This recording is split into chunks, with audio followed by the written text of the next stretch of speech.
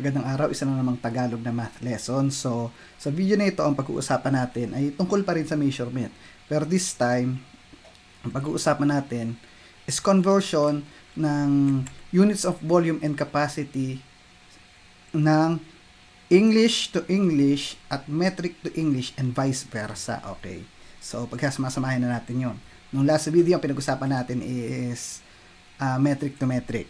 This time, English to English, metric to English, and vice versa. Okay? So, let's have this table. Yan. Meron akong table dito. Ito ang ating conversion table. Ito ang ating conversion factors na ginagamit. So, yan. So, if we want to convert, for example, paano natin titingnan? If we want to convert teaspoon, okay, we want to convert teaspoon to milliliter. So, teaspoon is an English unit. Teaspoon, tablespoon, fluid, ounce, cup, pint, quart, gallon. Okay. We want to convert teaspoon to milliliter. We multiply 1 teaspoon, the teaspoon unit, by 5. So, if we have 1 teaspoon, we multiply it by 5. So, pag itinimes natin sa 5, yun yung result niya. Kasi yung 1 teaspoon, equal yun sa 5 ml. So, kung meron tayong 10 teaspoon, 10 times 1, 10 teaspoon to ml is 10 times 5 is equal to 50. So, 50 ml yun. So, ganun natin siya tinitingnan. Okay? So, kung ano yung ating unit na i-convert, papuntang English to metric. Vice versa, pabaliktad naman. I-divide naman natin. Kung, sabi nga, kung papunta ka naman sa English, pabalik naman, pa-divide ka naman. So, try muna natin. Let's say we want to convert teaspoon. Sabihin natin 43. Yan. 43. So, palitan natin yung kulay natin. 43 teaspoon TSP. I-convert natin siya sa ml. Ilang ml kaya ang 43 teaspoon? So, sabi nga, since teaspoon, i-convert natin siya sa ml, so, i-multiply natin yung teaspoon sa 5. So, 43 times 5, 43 times 5 is equal to 215. So, yun lang ang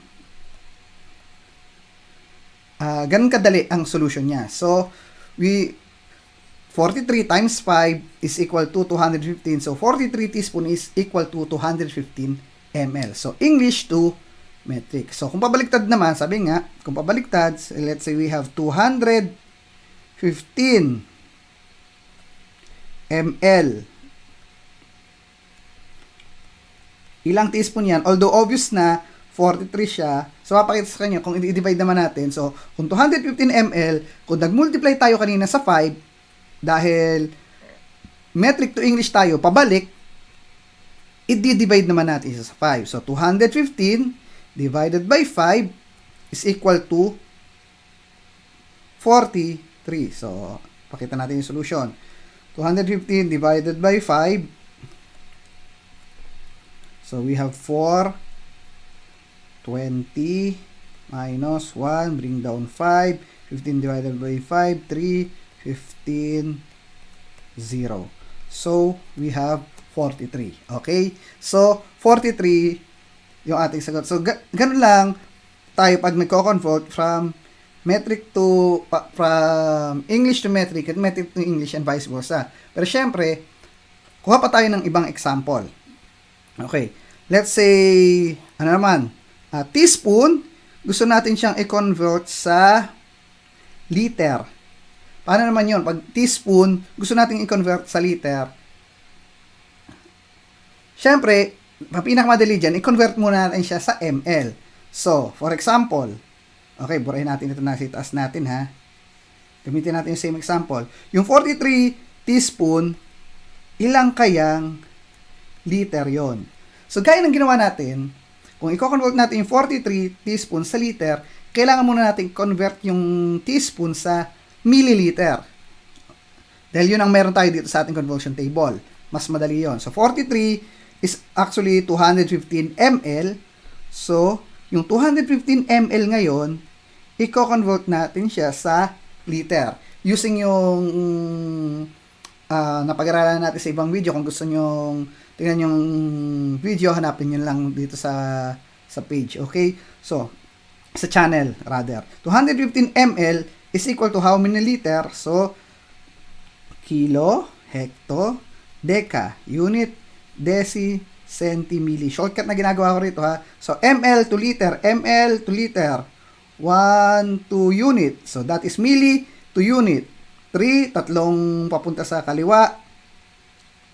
So, yung decimal point natin, i-move natin ng tatlo papunta sa kaliwa. So, we will have 215, yung decimal point, i-move natin ng tatlo sa kaliwa. Yan. So, 1, 2, 3. Nandun na yung decimal point. Maglalagay tayo ng additional 0. So, this is our converted unit quantities. So, we will have 0.215. So, yung 43 teaspoon natin, itong 43 teaspoon is equal to 0.215 liters. So, ganun tayo nagko-convert ng English to metric. So, pinakamadali kung in liter form, i-convert muna natin siya sa ml, saka natin i-convert sa liter. And kung pabalik naman, same method, kung liter naman ng given, gusto natin maging teaspoon, papatras naman. Yung liter, gawin muna nating ml, o kung hindi man ito liter, kung ito man ay deciliter, hectoliter, decaliter, gagawin muna natin siyang milliliter bago natin siya may convert sa teaspoon. O kaya, bago natin siya may convert sa tablespoon. Bago natin siya may convert sa fluid ounce. Okay? So, kung gusto nyo, gawin natin cup. Liter, gawin natin cup. So, meron tayong 0.215 liter. Yan. Itaas na natin ng konti. Yan. Gagawin natin siyang cup. C. Ilang cup kaya ang 0.215 liter? Sabi, ang 1 cup is equal to 0.218 liter. So, liter, papuntang cup. Kung cup papuntang liter, mag-multiply tayo. So, kung liter papuntang cup, magdi-divide tayo. So, we will have 0.28 215. Burahin natin sa nali. 0.215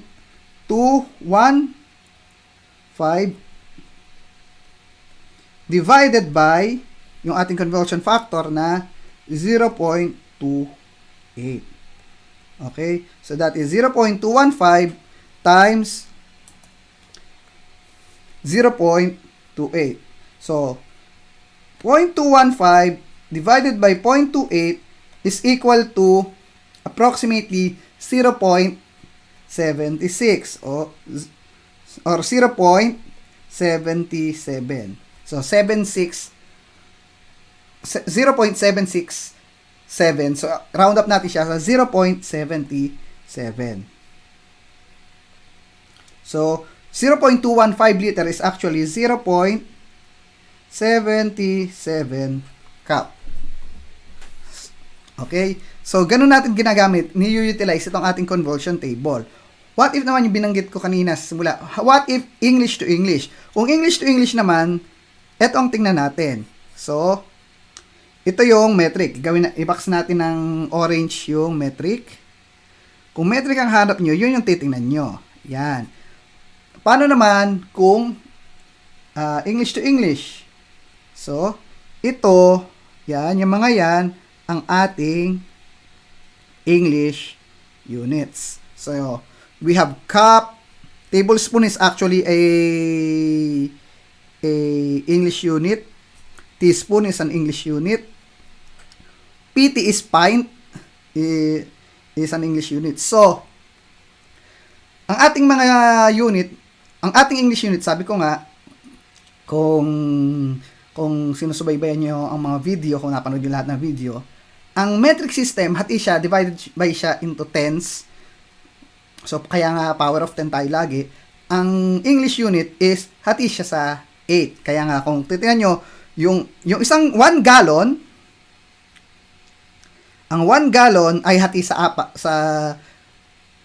ay nahahati sa 8. So, divided by 8, o kung gusto nyo, 1/8, 1/2, 1/4. So, pag hinati mo yung gallon sa 4, quart yun. So, 1 quart, ang isang quart, equal sa 1/4 gallon. Kaya nga quart siya. O, quart, ika-4 ng isang gallon.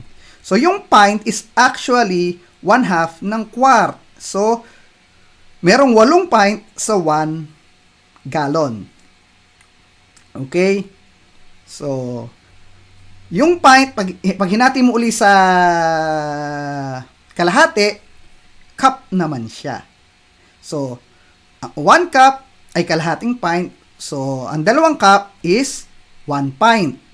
Ang 2 pint ay 1 quart. Dito lang, ang 4 na quart ay 1 gallon. Okay.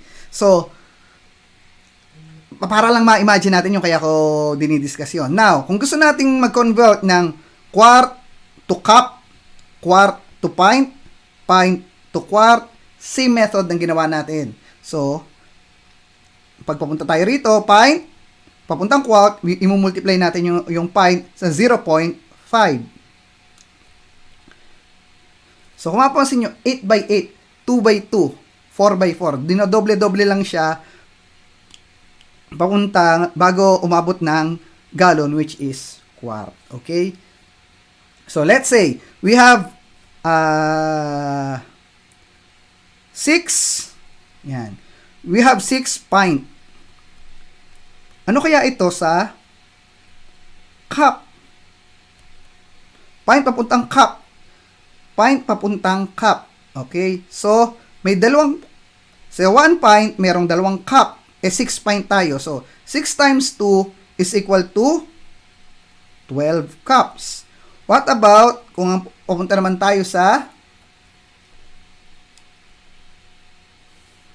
quart. Yan. Pangit yung aking letter Q. Yan. Pupunta naman tayo sa quarts. So, ilang pint meron sa quart? Sabi nga, 1 pint is 0.5 quart. Ang isang pint ay kalahati ng quart. So, multiply natin. Pint papuntang quart, bulol sa R. 6 times 0.5 is equal to 3. Okay. So, pint papuntang quart is equal to 3. So, yung 6 pint is actually equal sa 3 quarts. What about gallon? Ilang gallon kaya ang 6 pint? So, kung gusto nyo i-multiply, sir, walang gallon dito sa ating conversion table. Pero kung isipin natin, nakapag-convert na tayo papuntang quart, yung quart papuntang gallon na lang ang ating kailangang i-convert. Wala ding quart to gallon dito. Sabi nga natin, kaya siya quart kasi 1/4 siya ng gallon. So, kung meron kayong 4 na quart, meron kang 1 gallon. 3 quart ka lang, so hindi pa tayo naka-1 gallon, ano? So, saan natin siya i-multiply?